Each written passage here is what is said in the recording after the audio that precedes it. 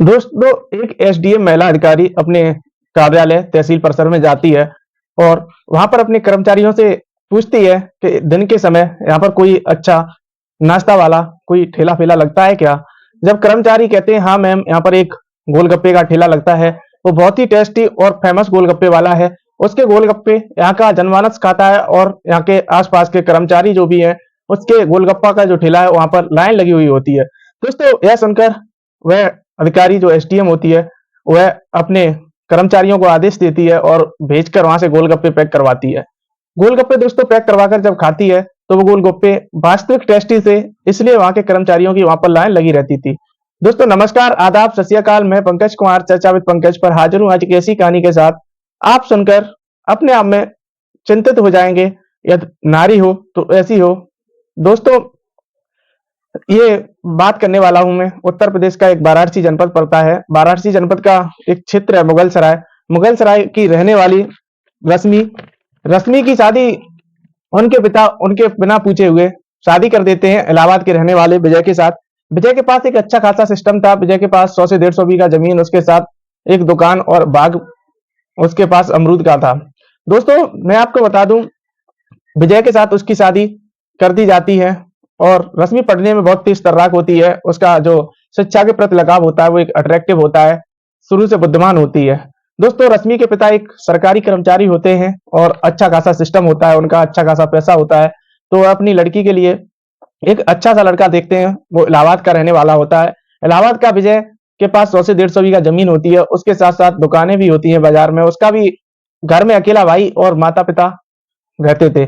दोस्तों, धीमे धीमे समय बीतता जाता है, विजय बारात लेकर आता है और रश्मि की विजय के साथ शादी हो जाती है। जब रश्मि की विजय के साथ शादी हो जाती है तो रश्मि विजय के साथ इलाहाबाद चली जाती है। जब वहां इलाहाबाद चली जाती है, जैसा रश्मि चाहती थी कि एक सुंदर और सुशील सज्जन लड़का मिले, वैसा रश्मि को विजय ऐसा ही लड़का था जो मिला। और एक हर एक लड़का चाहता है कि उसे सुंदर सुशील और सज्जन विवेकशील पत्नी मिले, स्मार्ट। तो दोस्तों, रश्मि भी देखने में और पढ़ने में बहुत बुद्धिमान थी, उसके तेज तर्राक चालाक थी। तो विजय और रश्मि को जो जैसा चाहते थे एक दूसरे, वैसा ही मिला। मगर दोस्तों, शादी के कुछ समय बाद, जैसे गांव के कुछ जानने वाले लोग होते हैं, गांव का लोग चाहते हैं कि ये कैसे उठ रहा है या ये कैसे आगे बढ़ रहा है, इसे नीचा गिराया जाए। ये चीज गांव में अक्सर होती है। तो दोस्तों, यह सब देखकर गांव के लोग जानने लगते हैं कि इसकी पत्नी भी तेज तर्राक है और ये अच्छी संपत्ति है इसके पास। ये अभी नशा और ऐसी जो अन्य नशीले पदार्थ हैं इन सभी से कहीं ना कहीं दूर है। दोस्तों, जब यह चीज गांव वालों को कहीं ना कहीं खल रही होती है, जब ये चीज खल रही होती है तो गांव वाले विजय से कहते हैं, क्यों विजय, आपने तो शादी कर ली मगर शादी की आज तक कोई पार्टी नहीं दी। तो विजय कहता है कि आप मुझसे 500,000 रुपए जो रुपए लेना चाहते हैं वो ले जाएं और अपनी पार्टी कर लें। दोस्तों, जब विजय से ये बात उसके गांव के लड़के जो होते हैं साथी, वो कहते हैं कि नहीं, वैसे तो हमारे पास रुपए हमारे पास भी है, मगर हम चाहते हैं कि आप भी हमारे साथ पार्टी करें। विजय के काफी मना करने के बाद वो लड़के नहीं मानते हैं। जब नहीं मानते हैं तो विजय को अपने साथ ले जाते हैं। दोस्तों, विजय को जब अपने साथ ले जाते हैं तो सबसे पहले वह विजय को कोल्ड ड्रिंक देते हैं। कोल्ड ड्रिंक देने के बाद जब विजय कोल्ड ड्रिंक पी लेता है तो थोड़ा सा बियर देते हैं और कहते हैं इससे कुछ नहीं होता, ये भी ठंडा होता है। जब बियर देते हैं तो दोस्तों, बियर का थोड़ा देने के बाद पूरी कैन दे देते हैं। धीमे धीमे विजय को जो नशा की लत थी वो बढ़ने लगती है, क्योंकि विजय ज्यादा मात्रा में जब नशा करना लगता है तो रश्मि विजय को टोकती है और कहती है कि आप, नशा ये है, नशा से जो स्थिति होती है वो बहुत ही भयानक होती है। आप पैसे से भी नष्ट हो जाएंगे और शरीर से भी, और जो आपका मानवीय धर्म है उससे भी। क्योंकि दोस्तों, शराबी जो होता है उसका हर कोई विश्वास नहीं करता है, और जब शराब की नशे की लत लगती है तो धीमे धीमे जेब से पैसा भी जाता है, जमीन भी बिक जाती है, दुकान भी बिक जाती है।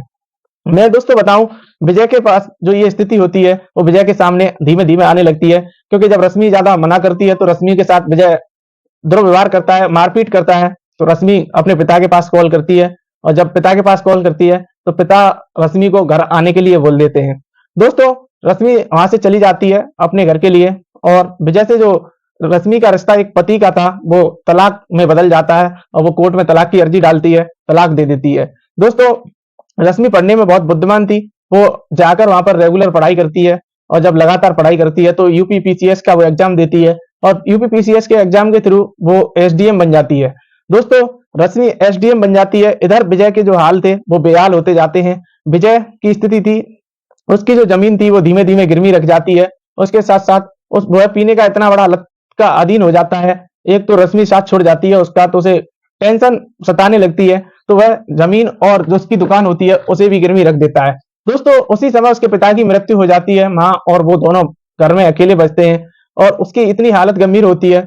एक दिन वो अपने दोस्त से बात करता है, दोस्त कानपुर में किसी तहसील परिसर के आसपास गोलगप्पे का ठेला लगाता था।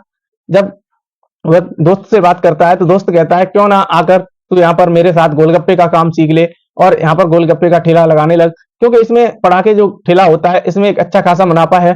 दोस्तों विजय इलाहाबाद से कानपुर आ जाता है और दोस्त के साथ पहले काम सीखता है, उसके बाद वहां पर वह गोलगप्पे का ठेला लगाना स्टार्ट कर देता है। गोलगप्पे का ठेला लगाना स्टार्ट कर देता है। इधर रश्मि की पोस्टिंग कभी मिर्जापुर रहती है, कभी रायबरेली, कभी अन्य जनपदों में रहती है और किसी न किसी कानपुर की उसी तहसील में रश्मि का ट्रांसफर हो जाता है। रश्मि कानपुर की उसी तहसील परिसर में आ जाती है एसडीएम बनकर। दोस्तों इधर जब वो एसडीएम बनकर आती है तो वहां के जो कर्मचारी होते हैं, विजय के जो गोलगप्पे वहां पर एक तरीका से इतने फेमस होते हैं, इतने स्वादिष्ट गोलगप्पे विजय बनाता है कि कर्मचारियों को भी बेहद पसंद आते हैं। उसके साथ साथ कर्मचारी अपनी जो एसडीएम साहबा हैं उनसे बोलते हैं कि यहाँ पर जो प्रसिद्ध नाश्ता है गोलगप्पे, गोलगप्पे यहाँ पर एक व्यक्ति लगाता है तो काफी अच्छे और स्वादिष्ट बनाता है। तो रश्मि जो एसडीएम होती हैं वो बोलती हैं कि आप क्यों ना उनके गोलगप्पे लाकर मुझे खिलाया जाए। उससे गोल जब कर्मचारी लाते हैं तो रश्मि को भी धीमे धीमे गोलगप्पे की लत लगने लगती है। वो डेली प्रतिदिन गोलगप्पे रश्मि वहां से मंगाती हैं। एक दिन ऐसा वाक्य सामने आता है कि रश्मि जो कर्मचारी होते हैं वो छुट्टी का दिन होता है और रश्मि स्वयं अपनी गाड़ी ड्राइव करके तहसील परिसर पहुंचती हैं और तहसील जाकर वहां पर जो गोलगप्पे का ठेला लगा होता है, वो जो विजय नाम का व्यक्ति ठेला लगाता है वो भी मास्क लगाए हुआ होता है, मगर रश्मि भी जो एसडीएम होती हैं वो भी मास्क लगा हुआ रखती हैं। दोस्तों किसी न किसी कारण उसका मास्क चेहरा पहुंचने के लिए विजय का खुल जाता है, तो रश्मि जो एसडीएम होती हैं, विजय की भूतकाल में जो पत्नी होती हैं, वो चौंक जाती हैं। जब एसडीएम चौंक जाती हैं, दूसरे दिन जब तहसील परिसर में आती हैं तो अपने कर्मचारियों को आदेश देती हैं कि जो बाहर गोलगप्पे का ठेला लगाता है उस व्यक्ति को कार्यालय में बुलाया जाए।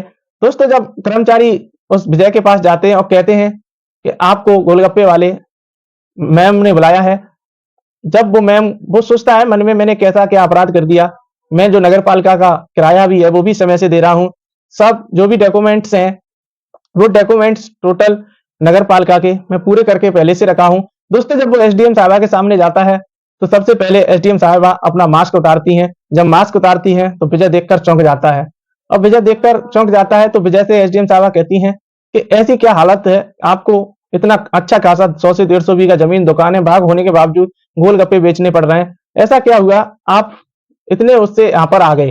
दोस्तों यह बात सुनकर विजय कहता है कि मुझे शराब के नशे की लत ज्यादा मात्रा में लग जाती है, धीमे धीमे सब गिरवी रख लेता हूँ और गांव के कुछ दबंग लोग होते हैं वो मेरी जमीन को हड़पा लेते हैं और जो दुकान है वो मैंने गिरवी रख दी है। जब विजय पूछती है, वो विजय से रश्मि पूछती हैं जो एसडीएम साहबा होती हैं कि घर पर सभी माता पिता सभी लोग ठीक हैं, तो विजय कह देता है कि पिताजी तो गुजर चुके, माता जी हैं वो ठीक हैं, मैं जाता रहता हूँ।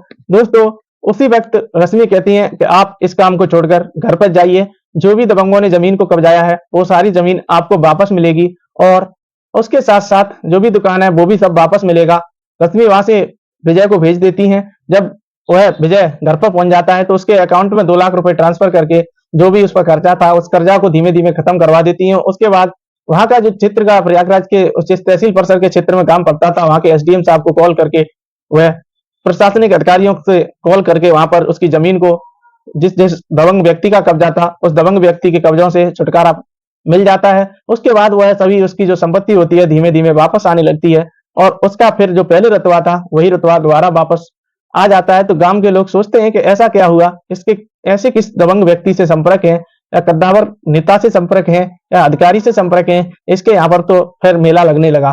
दोस्तों यह फिर गांव के लोगों को कुछ खलती है, मगर उसका जो कॉन्टेक्ट था विजय फिर सोच लेता है कि कोई भी व्यक्ति मुझे ऊंचा उठना नहीं देख सकता, इसलिए वो किसी की बात पर विश्वास करना छोड़ देता है और वह अपनी जो पत्नी होती है रश्मि से बात करता रहता है। जब दोस्तों रश्मि से बात करता रहता है तो रश्मि उसे समझाती है कि जो नशा की लत थी, दारू, उससे तीनों चीज गई, एक सम्मान गया, पैसा गया और शरीर गया।